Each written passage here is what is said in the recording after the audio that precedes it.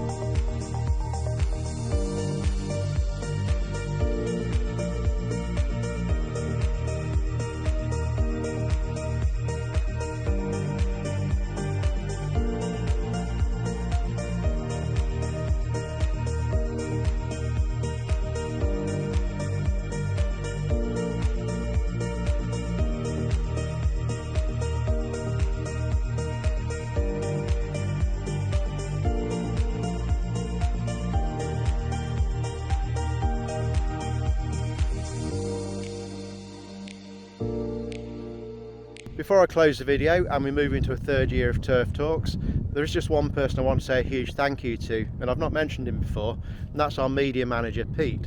So whilst I come out here and I do all the filming, Pete sits quietly in the background and he does all the final editing before we release the vlog.